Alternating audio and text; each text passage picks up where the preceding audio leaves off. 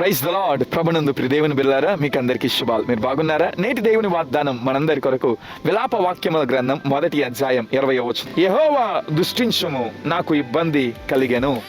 ప్రియులారా, మీ యొక్క జీవితాల్లో ఇబ్బందులు వస్తూ ఉన్నాయా? శోధనలు వస్తూ ఉన్నాయా? ఊహించలేనటువంటి శ్రమల చేత నింపబడి ఎలాగున బయటకు రావాలో తెలియక అంతా ముగించబడిన, అంతా అయిపోయింది అనుకుంటున్నారా? గమనించండి, ఇక్కడ క్యాక్టస్ అనే ఒక మొక్క ఉన్నది. ఈ మొక్క ఎడారి ప్రాంతంలోనూ అదేదైతే ఇసుకల మధ్య ఎదుగుతుంది. అయితే దీనికి చుట్టూ ముళ్ళులే.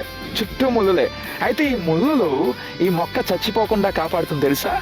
ఈ మొక్కలో ఉన్న నీరు అలాగున నిలిచి ఉండడానికి ఈ ముళ్ళులే దీన్ని కాపాడుతాయి. అదే రీతిగా మీ జీవితంలో ఉన్న కష్టాలు మీరు అంతమైపోవడానికి కాదు, మీరు అంతమైపోకుండా దేవునికి చేరువలోనికి రావడానికి, మీ జీవితం నాశనం అయిపోకుండా దేవుని యందు మీరు నిలిచి ఉండడానికి మీ జీవితంలో ముళ్ళ వంటి అనుభవాలు మీకు సహాయపడతాయి. అంతేకాకుండా ఈ ముళ్ళులు మంచుని అబ్జర్వ్ చేసుకుంటూ ఆ మంచుతో పాటు ఈ గాలిలో ఉన్న తేమ చక్కగా ఈ మొక్కకు అంది దాని ద్వారా ఈ మొక్క ఎదుగునట్లు సహాయపడుతూ ఉంటుంది.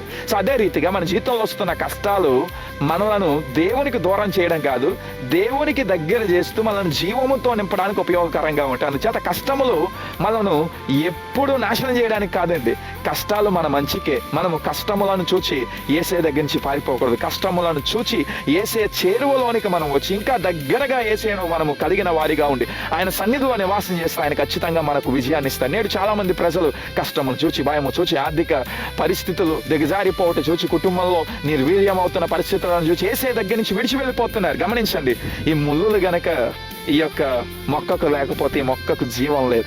అదే రీతిగా మన జీవితంలో కష్టం లేకపోతే మనకు జీవము లేదు. కనుక కష్టాలు వస్తాయి, అయితే ఆ కష్టంలో యేసే మనతో ఉండాలి.